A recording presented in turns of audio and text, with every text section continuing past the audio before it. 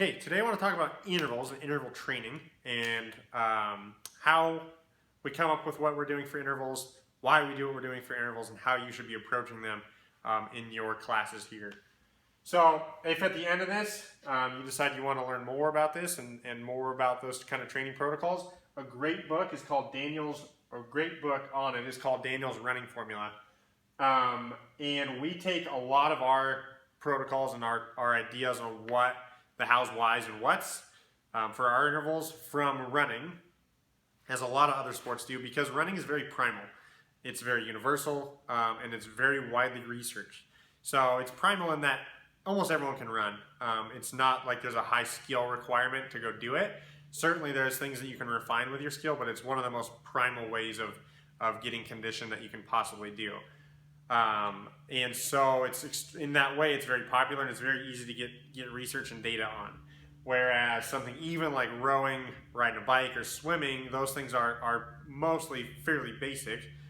They're still more complicated, and that data gets a little bit convoluted based on someone's skill level. So if you were to try and test how to get someone better at a mile run, for example, it's pretty easy to do.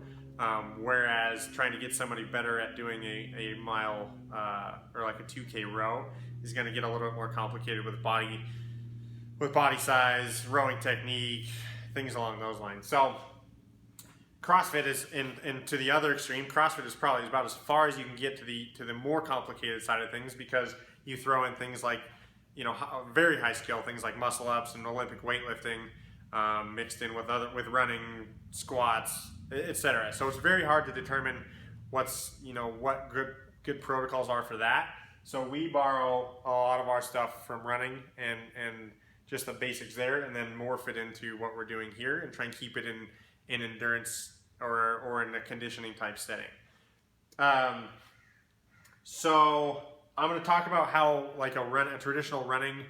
I'm going to keep it in those terms and then relate it to how we do things and what we do here in class.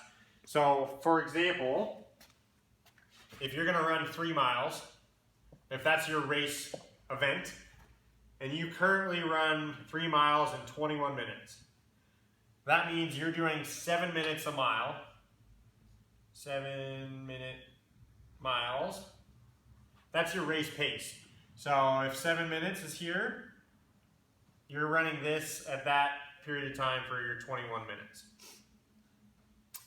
One of the protocols to improve that time, if you were trying to compete at your 3-mile race, would be to run intervals at a divide. And a good way to do this, a pretty basic way to do it, is to divide up your race into 4 or 3 segments, or just cut it in thirds or quarters. So for example, this is 3 miles, so let's just cut it up into miles. And you would run, so 1 mile, run 1 mile, run 2 miles, run 3 miles. And you would try and run those miles at a faster pace than your 7-minute per mile pace to get your body adjusted to that being its new baseline and being able to run at that intensity. So if your race, and now this is going to go up instead of down because it's going to be based on intensity here. So if you were going to do that, say you wanted to run it in 6.5-minute miles, then you would run all of your intervals at 6.5-minute miles. And then you would rest. Generally an aerobic training is going to be 1-to-1 rest, or less. 1-to-1 or, other way. Less than 1-to-1 for rest. So 6:30 miles here. Rest 5 minutes. You'd run a 6.5-minute mile here. You'd rest 5 minutes. Run a 6.5-minute mile here. And then your total time is going to be, so instead of 21 minutes here, your total training time and total race intensity as far as what you're going to do if you took out the rest would be 19.5 minutes. And then what your protocol would probably do, depending on this is all going to be a broad scope type stuff. You could either increase this, if you wanted to go faster than that, you could increase this and then start taking out the rest. But what you would do here is then start subtracting some of these rest periods, but make sure you're able to continue to run at that pace. And then from week to week to week, So if week 1 was 6:30 work, 5 minutes rest. Week 2, 6:30, these are broad again, 4 minutes rest. Week 3, 6:30, 3 minutes rest, and then so on and so on. Assuming, and you're not allowed, that protocol will not allow you to advance to the lower rest period until you could maintain this at this. So if your intervals went 6:30, second interval went, 6:30, and then your third, because you could not recover in those 3-minute periods, and you went 7 minutes, then you would either stay or increase this rest for the following week. Hopefully you followed me through that. For our purposes, what's tough about CrossFit is that we don't have a defined rest, nor do we have, we don't have a defined race, nor do we have a defined season for most of us. A lot of us do the open, but through most of the year, most of us are, I would say, just making a generalization here, most people are not training to compete in any specific event. So, and even if you are going to do a specific event, you generally don't know what the time domain or what that's going to be. So, in the open and in our, in our class structures, we're going to try and look, and this is, I'll say why we're doing this in a second. Okay, 12 to 16 minutes is generally our race is, what is this? Race. It's roughly our race. So we do a lot of 3 to 4, sometimes less, maybe even 2 to 4 minute intervals with 1 to 4 minutes rest. We do this for a number of reasons. For those of us that do the open or we do other competitions, our time domains for those competitions is somewhere in this type window, sometimes as much as 20, but as far as an average, it's about 12 to 16 minutes. For those of us that don't compete, this window, this 12 to 15 minute window is a good way, or it's a great window that you can maintain an intensity that you're not just going to go into survival mode. So if you start going long, like 20 to 30 to 40 to 50 in an hour type events, you start to just go into survive, and you're not really keeping up much intensity, which the intensity is extremely beneficial in as far as for the people that are looking for fat loss and for body composition type stuff. That intensity is going to challenge your body to recover over a longer period of time than the actual event itself. So this is relevant to everybody, both competitors and body comp people and everybody in between. So that's where our windows are. So we usually like a lot of 2 to 4 minute windows, and then we'll try and either decrease the rest or increase the interval length as we go through our training cycles. And again, this is rough. We're not always looking for events, so it's not always going to follow an exact pattern, but that's kind of why we're here. So what your point, or what the idea behind our intervals is going to be, is to be consistent. So if we're going to do 4 intervals of whatever it is, burpees, pull-ups, thrusters, deadlifts, any of that kind of stuff, it's to maintain consistency. So if interval 1, start out, go to here as far as intensity, and this is your score is 100 reps.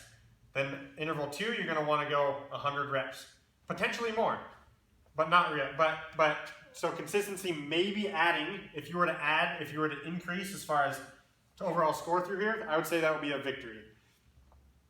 And I'll talk about why in a second. But so your consistency here would be the goal. And that's again, so if we were to do a straight, if these are 3 minute intervals, if we were to do a straight 12 minutes, your total would likely not be 400. So this would equal 400 as far as reps. Your total in general, I would say, for this would be probably like 350 or so, because you're just not able to operate at that same window. You're not able to operate at this intensity all the way through. So what we're trying to do here is get your body used to operating at that intensity for this amount of time. Why we want that consistency, especially with the aerobic intervals that we do, and for that matter, the sprint intervals that we do. And this is going to go brief, super brief energy system stuff, but an aerobic training is something that's pretty sustainable for a longer period of time with a limited rest. So aerobic, 1-to-1 or less, greater? No, that's 1. Yes, anaerobic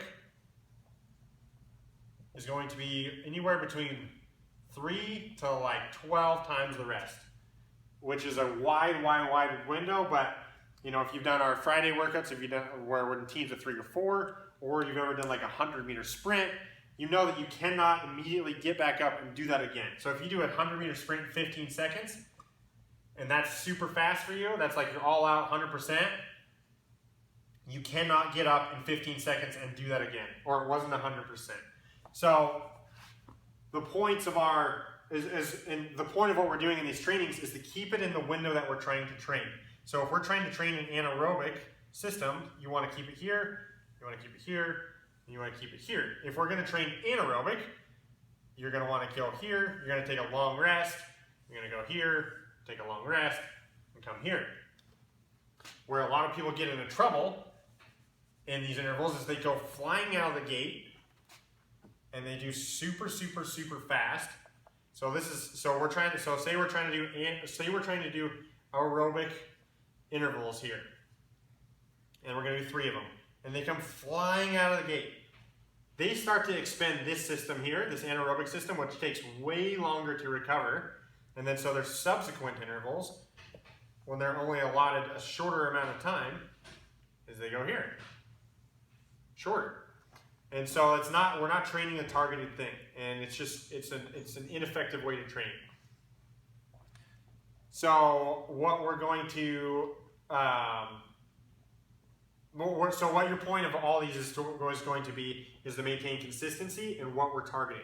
So and the same thing goes if we're going to go sprint intervals, and you go super low, and it's not an all-out like 100% type effort, and you have a really long rest, then you're just kind of keeping it aerobic and not really training what we're trying to train. In big picture, why we're trying to do this energy system training stuff is that if your power curve, just in general, if we say go work for 12 minutes, all of your energy, there's going to be 3 energy systems that are always going to be at play no matter what. And as far as intensity and time outputs, they're going to look like this. So this is like 0 to 10 seconds. This is going to be, this one here is going to be 0 to like 2 minutes. Then the third one's going to be potentially forever. So you're going to want to try and keep it in those windows for whatever we're doing. And then once they're all working in conjunction is to try and up, if this is your, for example, this is your overall output, just if we said, all right, go work for 12 minutes, that's your overall output, what they can all conjoin do together, then we're going to try and bump this up over time. All right.